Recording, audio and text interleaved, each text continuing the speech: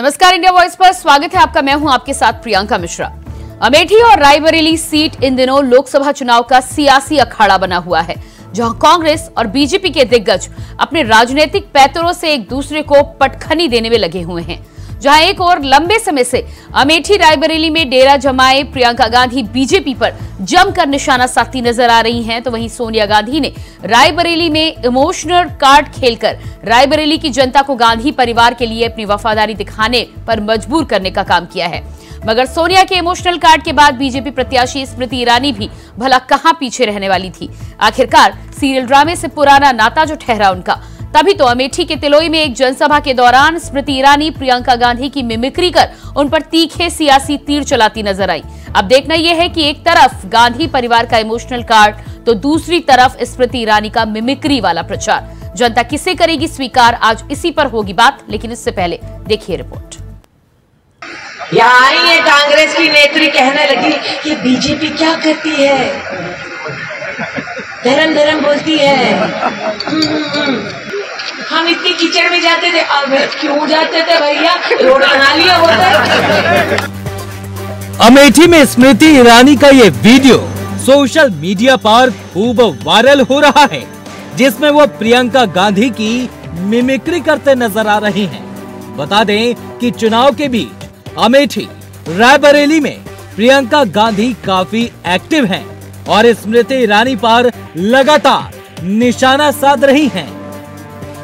यहाँ आई है कांग्रेस की नेत्री, कहने लगी कि बीजेपी क्या करती है, धर्म धर्म बोलती है। करके गए कि नहीं करके गए? ना हसन अनिल, हमको भी पता है, तुम भी फेसबुक किया नहीं, हम भी देखा था। सही है, ऐसे होगा। कुछ नहीं किया मोदी ने, हम इतनी कीचड़ में जाते थे, अब क्यों जाते थे भैया, रोड बना लिया होता। साफ है, यूपी में सियासी फिजाएं इन दिनों पूर्वांचल इलाके की तरफ बह रही है और दिन ब दिन चुनावी माहौल लगातार और गर्माता जा रहा है।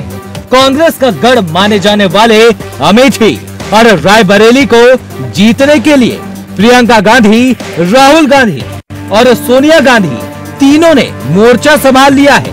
वहीं अमेठी से बीजेपी प्रत्याशी स्मृति ईरानी भी अपनी दांव पर लगी साख को बचाने के लिए जी जान से जुट गई हैं और लगातार वार पार सियासी वार हो रहे हैं।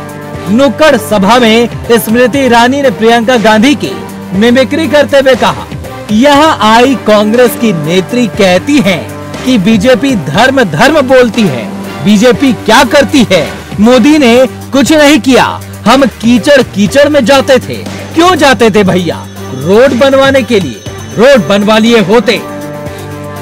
262 गांव में पक्की सड़क हम बनाए कि नहीं बनाए? ऐसे ऐसे ऐसे करके गई है बीजेपी।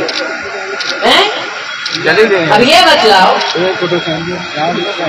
कि क्षेत्र में आज 1,14,000 गरीब परिवारों को घर बनाया मोदी ने कि नहीं बनाया? बोलो। 4 लाख परिवारों को शौचालय बनवा कर दिया मोदी ने कि नहीं दिया? 3,50,000 परिवारों को नल का दिया कि नहीं दिया? 1.5 लाख परिवारों को विद्युत का कनेक्शन दिया कि मोदी ने नहीं दिया? 2 लाख परिवारों को गैस का कनेक्शन दिया मोदी ने कि नहीं दिया? करने वाली दीदी, अगर काम करे मोदी तो वोट किसको मिलेगा? करे मोदी तो वोट किसको मिलेगा?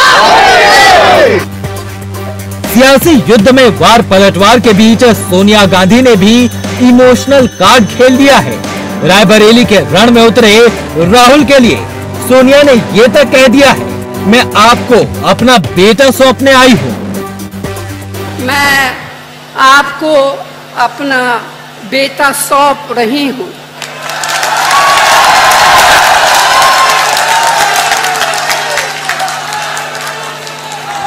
अपना बेटा सौंप रही हूँ, जैसे आपने मुझे अपना माना, वैसे ही राहुल को अपना मान कर रखना है। एक बात बताऊं, कांग्रेस ने, सोनिया गांधी जी ने राहुल जी को 21-20 बार लॉन्चिंग कर दिया। अब की बार 21 बार भी लॉन्चिंग हो रही है और वो लोग जानते हैं उनको क्या स्थिति है। मैं एक बात बताना चाहता हूं, इस परिवार ने देश को गरीबी हटाओ के नाम पर ठगा है। वैसे तो यूपी में 80 लोकसभा सीटें हैं, मगर सबसे हॉट सीट रायबरेली और अमेठी ही बनी हुई है। वजह कुछ और नहीं बल्कि गांधी परिवार की प्रतिष्ठा है और साथ ही स्मृति की दांव पर साख। Bureau report, India voice, Lucknow.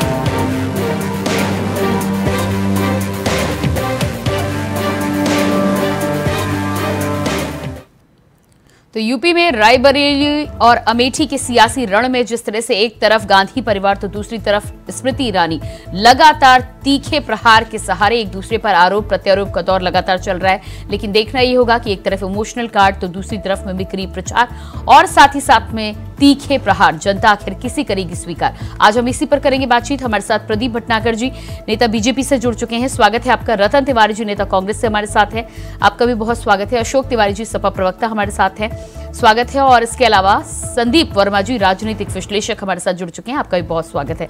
तो सबसे पहला सवाल रतन तिवारी जी, सोनिया गांधी जिस तरह से अमेठी और रायबरेली में पहुंची, खासकर रायबरेली में पहुंचकर जिस तरह से उन्होंने राहुल गांधी को रायबरेली को सौंपने की बात कही है, इसको कहीं ना कहीं राजनीतिक गलियारों में इमोशनल कार्ड के तौर पर भी देखा जा रहा है। क्या कहना है इस पर आपका?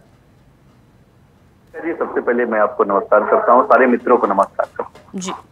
देखिए, जब प्रियंका गांधी जी राज्यसभा की सदस्य निर्वाचित हुई थी तो उन्होंने अमेठी और रायबरेली को एक पत्र लिखा था। खासकर रायबरेली को एक चिट्ठी लिखी थी। रायबरेली को यह बताया था कि मैं उच्च सदन में जा रही हूँ, राज्यसभा की सदस्य निर्वाचित हुई है, लेकिन मेरा जो खून का रिश्ता है वो रायबरेली के साथ जुड़ा रहेगा और गांधी परिवार का सदस्य यहाँ से लगातार आपकी सेवा करेगा, मैं ऐसा आपको आश्वासन देती हूँ। और आज उन्होंने जो कहा कि मैं अपना बेटा, अपना खून मैं आपको सौंप रही हूँ, मेरी इज्जत, इस गांधी परिवार की विरासत अब आपके हवाले है, अब फैसला आपको करना है और मेरे बेटे को संभालने की जिम्मेदारी आपकी। तो ये कहीं ना कहीं जो लगाव रहा है प्रियंका जी, लंबे समय से 17 बार लगातार गांधी परिवार यहाँ से जीतते आए हैं, कांग्रेस पार्टी जीतती आई है, वो भावना से लोग जुड़े हैं, लोग दिल से कनेक्टेड हैं। तो एक भावना भी हो सकती है, एक लगाव भी हो सकता है और होना भी चाहिए। लेकिन हम प्रधानमंत्री की अगर बात करें या योगी आदित्यनाथ की बात करें तो वो इस तरीके से वो भावनाओं के साथ लगातार इस देश की जनता के साथ खेल रहे हैं और हम देश की जनता के साथ नहीं खेल रहे हैं। हम तो खटाखट पैसे देने की बात कर रहे हैं और वो हम करके दिखाएंगे। प्रदीप जी। जी, मैं सुन रहा था, मैंने श्रीमती सोनिया गांधी जी को भी सुना, कह रहे थे कि मैं रायबरेली को अपनी बेटी और बेटा देके जा रही हूँ, तो वो अपनी बेटी को दे गए हैं। और मगर ये देखिए कि अभी जो पत्र की बात कर रहे हैं, पता नहीं वो रायबरेली में किसको पत्र भेजा, वो कितने पत्र लिख के भेजे, क्या लोकसभा में सबको अलग अलग पत्र भेजा या कौन सा पत्र था वो जो वहां तक पहुंचा नहीं और राज्यसभा चली गई। एक ऐसे हैं, एक इनके दल के साथी जो जनता से हर बात को पूछ करके करते हैं, आज तक वो जनता का पता नहीं लगा वो कहाँ पूछ के चलते हैं। तो समझने वाली है कि इनके कथनी और करनी क्या है। अब जनता जो सुनने आई थी श्रीमती सोनिया गांधी जी को मजबूरी में, वो अंदर बैठे कर रहे, कह रहे सब अंदर पब्लिक बोल रही थी कि आपके बेटा तो खुद भाग गया यहाँ से धन छोड़ अमेठी से, और अमेठी रायबरेली में दूरी नहीं। लेकिन प्रदीप भटनागर जी, लंबे समय से बीजेपी के द्वारा ये सवाल उठाए जा रहे थे, लेकिन अब तो राहुल गांधी रायबरेली से मैदान में है ना। अब ऐसे में गांधी परिवार जनता के बीच में कैसे पहुंचता है, इस पर आपत्ति क्यों? नहीं, आपत्ति कोई नहीं, हमें लड़े या ना लड़े तो राजकुमार है कांग्रेस के, केवल आपत्ति हमें कोई नहीं है। अगर आपने बैठाया है तो उस बातों को रखना चाहिए, विचार है। और विचार ये है कि उनको पता लगे कि वायनाड का जो स्थिति खराब होनी है वो कहीं इज्जत बचानी है कांग्रेस के पीछे। ये वही राहुल गांधी है ना जो राष्ट्रीय अध्यक्ष कांग्रेस के हुआ करते थे, बहुत बुरी तरह हरा के भेजा, हमारे एक नेता ने बहुत बुरा हरा के भेजा और बेचारे कहाँ छुपे, जाके वायनाड जाके छुपे। तो हमें खुशी है, हमने राष्ट्रीय अध्यक्ष को, कांग्रेस के राष्ट्रीय अध्यक्ष को हरा के भेजा था। इससे बड़ी उपलब्धि नहीं है। इस बात तो वो कुछ भी नहीं है बेचारे, फिर हरा के भेजेंगे। रतन तिवारी जी जवाब दीजिएगा इस पर। कांग्रेस की परिस्थिति क्या है? प्रियंका जी, ये यही लोग हैं कि राहुल गांधी जी तो लोकसभा पहुंच गए थे वायनाड से, लेकिन यही लोग हैं जो राहुल गांधी जी की सदस्यता रद्द करवाने में कितनी बड़ी भूमिका निभाए। यह वही लोग हैं जो 24 घंटे में उनके बंगले को खाली करवाने में महत्वपूर्ण भूमिका निभाए, लेकिन माननीय सर्वोच्च न्यायालय ने इनको जोरदार तमाचा मारा। और अरविंद केजरीवाल वाले भी मामले में भी जोरदार तमाचा मारा। और अरविंद केजरीवाल सड़क पे आके या जनता के बीच में आके आज भारतीय जनता पार्टी की धज्जियां उड़ा रहे हैं। और कहीं न कहीं या शहजादे कहें या शहंशाह कहें, लेकिन देश का शहंशाह कौन है, देश का सुल्तान कौन है, पूरा देश जान रहा है। ये आपको बताना चाहिए कि आप सर्वोच्च न्यायालय गाली करते हो, सर्वोच्च न्यायालय में आप दुहाई देते हो विदेश में जाके। और अमेठी में एक छोटा सा कार्यकर्ता स्मृति ईरानी को हराने जा रहा है। लोकतंत्र की हत्या लोकतंत्र नहीं, राहुल गांधी जी को सदस्यता वापस में अदिति सिंह तो आपको मानना पड़ेगा। इनके जो मानना पड़ेगा, ये कह रहे हैं साथ जो चले गए हैं हमारे पांडे जी भी इनसे भाई जमानत क्या है? कहीं रायबरेली में स्थिति जमानत क्या है आपको पता होना चाहिए। रायबरेली में ये हारने वाले हैं और अमेठी भी इस बार हार जाएंगे, ये मैं आश्वस्त करता हूँ। अरे लेकिन रतन तिवारी जी, आप कह रहे हैं अमेठी में छोटा सा कार्यकर्ता स्मृति ईरानी को हरा देगा। अगर छोटा सा कार्यकर्ता हरा देगा तो राहुल गांधी को क्या जरूरत पड़ी थी कि रायबरेली की सीट का चुनाव करते? देखिए, यही तो समीकरण है प्रियंका जी, जो 4 जून को आपको समझ में आएगा।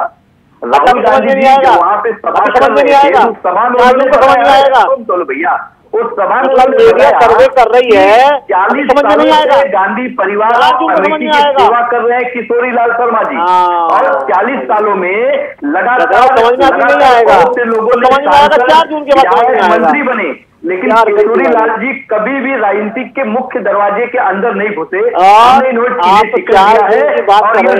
पहुंचेंगे और अमेठी की आवाज बैठ के बोला था, मैंने आपके चैनल में बैठ के बोला था कि जो 5 राज्यों के विधानसभा चुनाव हो रहे हैं, हारने के बाद रतन तिवारी 1 महीने अंदर नहीं आएंगे।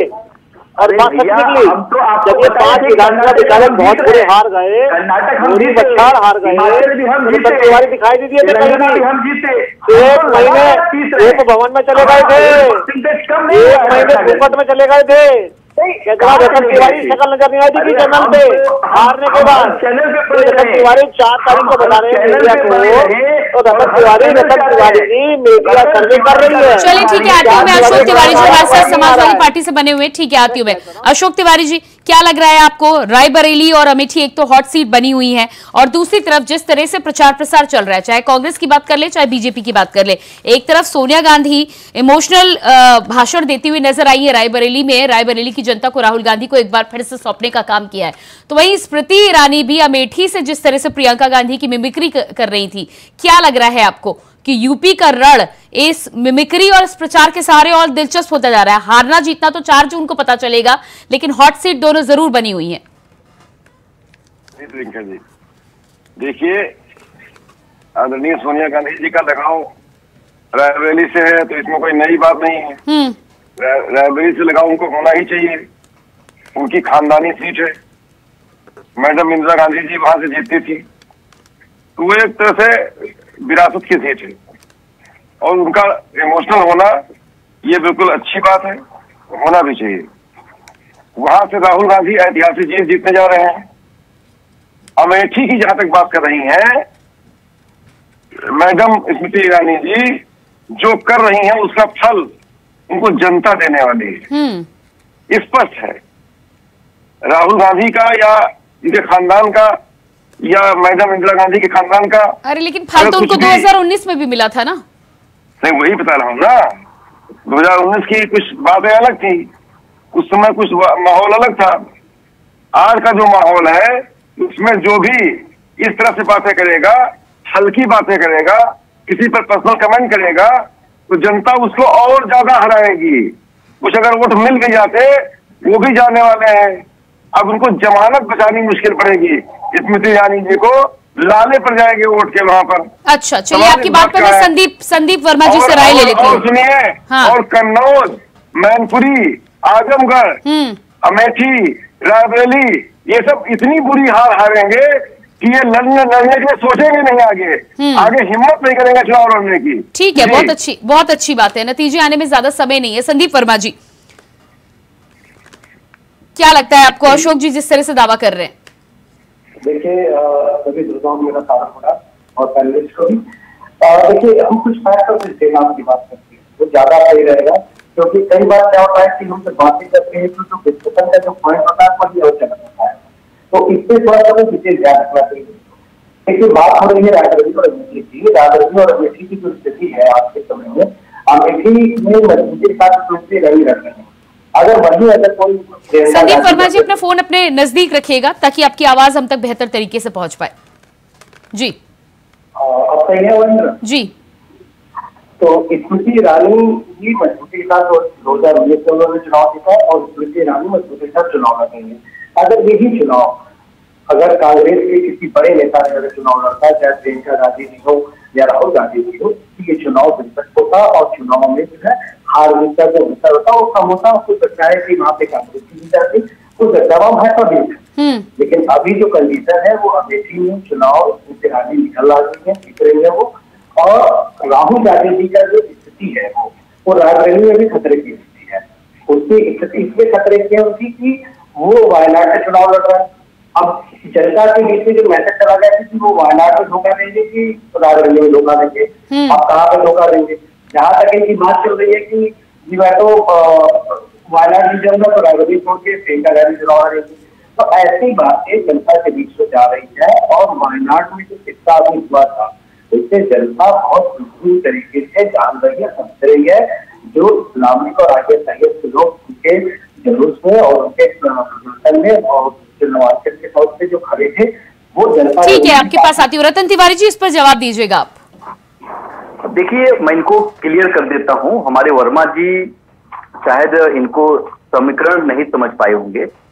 देखिए जब दो जगह से चुनाव लड़ा जाता है, आदरणीय प्रधानमंत्री 2014 में भी वडोदरा से लड़ रहे थे, बनारस से लड़ रहे थे, दोनों जगह उन्होंने जीती थी, वडोदरा की सीट छोड़ी थी।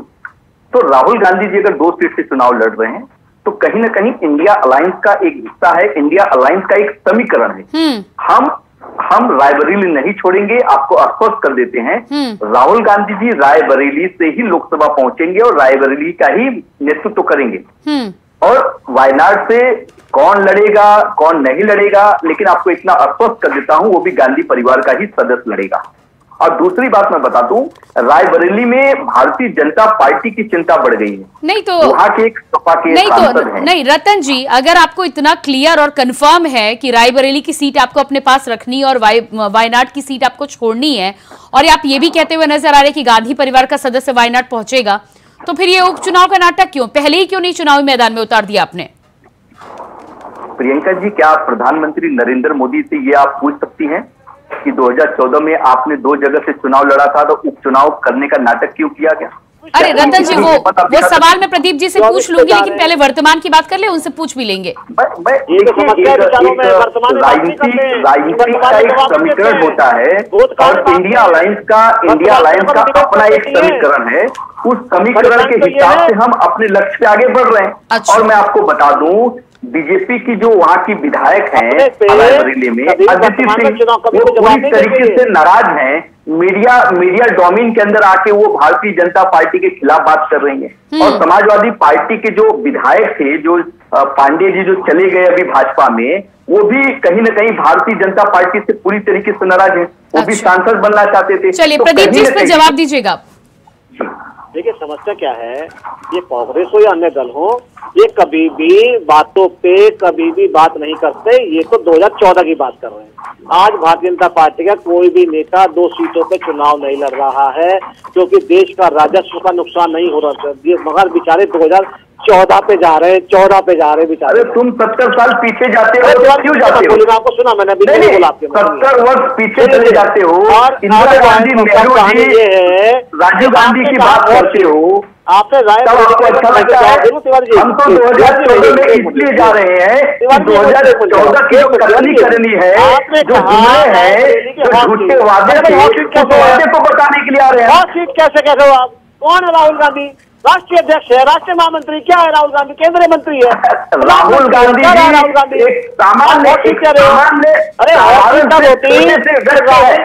महाशक्ति के सामने चुनाव लड़ रहे हैं, सामने लड़ते सहनता के सामने चुनाव लड़ रहे हैं।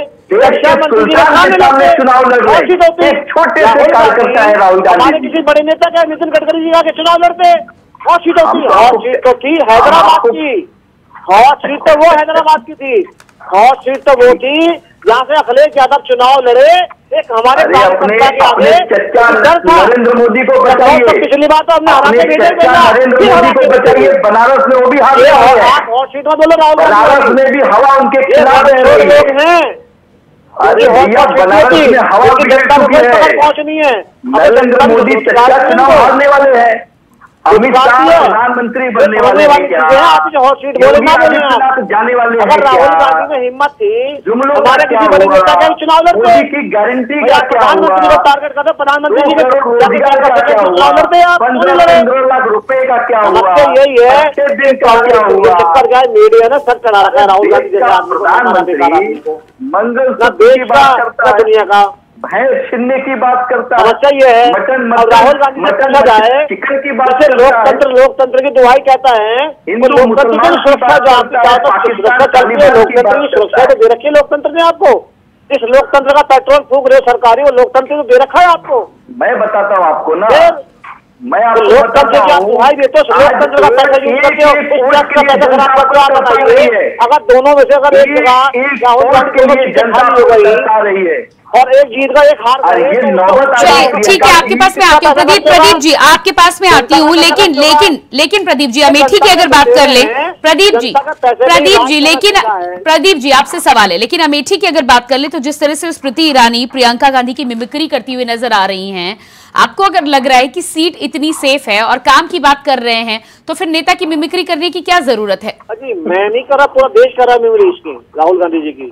आप यूट्यूब पर आइए तो सही, और दुनिया भर में जितने भी प्लेटफॉर्म मीडिया देखो तो राहुल गांधी के नहीं तो क्या वजह आन पड़ती है कि आपको अपने कामों के साथ ही गांधी परिवार के नेताओं की मिमिक्री करने की जरूरत पड़ जाती है? मैं बताता हूँ क्या है। कुछ लोग समझते हैं कि तो हमारे बाप की सीट हो गई है, ये जनता नहीं, जनता हमारी नौकर हो गई है, जनता गुलाम हो गई है।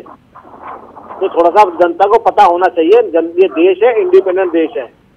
और मिक्री वाली बात है तो सीताराम को क्या नहीं थी, चुनाव लगा रहे हैं राहुल गांधी में हिम्मत आए मेरे सामने चुनाव लड़े, 10 वर्षों से चुनाव लगा रहे हैं। नहीं लेकिन प्रदीप भटनागर जी ठीक है संसद में जब मिमिक्री होती है तब आप उसी घटना का विरोध करते हुए नजर आते हैं और फिर चुनावी मंचों पर आप उसी तरह की हरकत करते हुए नजर आते हैं। तो अगर आप एक जगह विरोध कर रहे हैं तो आप अपनी बातों पर, अपनी वादों पर, अपने काम पर क्यों नहीं जनता के बीच में जाते? आपको मिमिक्री करने की जरूरत क्या है, या फिर पुराना सीरियल ड्रामा बार बार याद आ जाता है?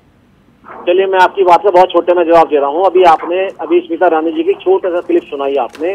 स्मिता ईरानी जी ने एक एक चीज विस्तार से बताई कि क्या क्या अमेठी को मिला, क्या सरकार ने दिया, क्या रायबरेली के ना सोनिया जी ने बोला खड़े होके कि मैंने एक पत्र तो भेज दिया, आधी और आधी इंग्लिश में आधा हिंदी में, मगर ये तो बताइए कि मैंने रायबरेली को क्या दिया।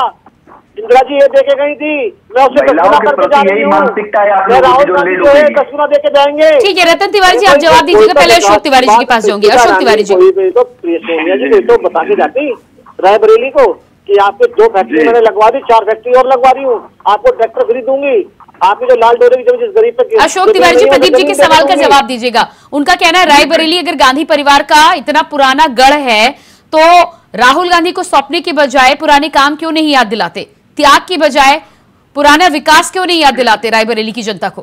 कुछ होगा तभी तो बताएंगे बेचारे। भाजपा के प्रवक्ता अपनी परेशानी में है, उनको कुछ सूझ नहीं रहा क्या बोले।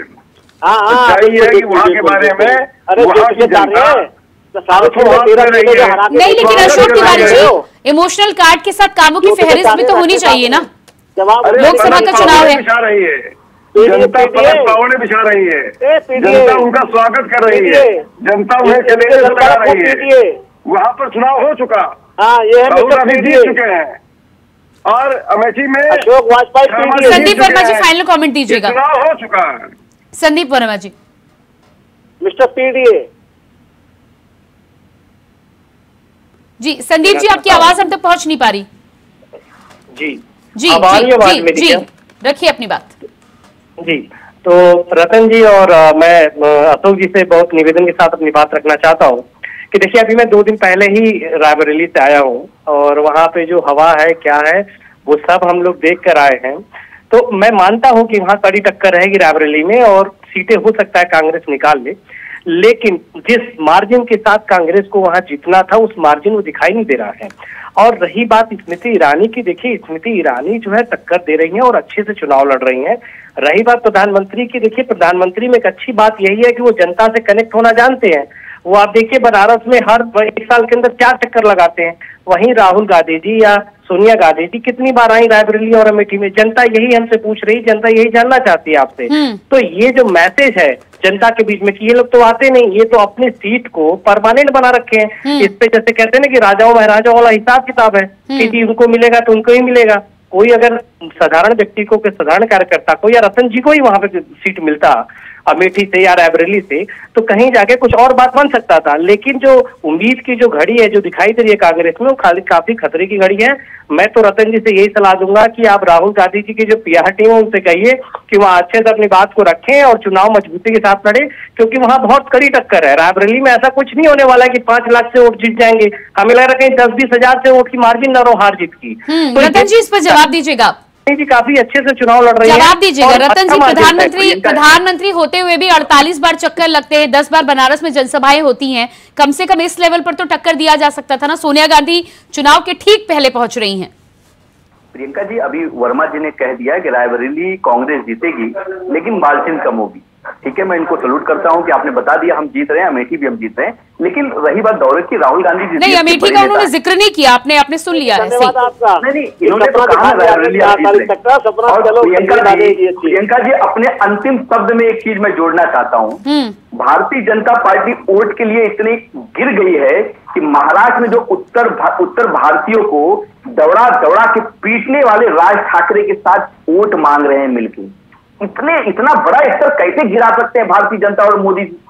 वो राज ठाकरे जो बिहार से और उत्तर प्रदेश से जो मुंबई में गए थे, उन्हें पीटा गया था और पूरे देश ने उसका विरोध किया था। खुद भारतीय जनता पार्टी ने खुल के विरोध किया था।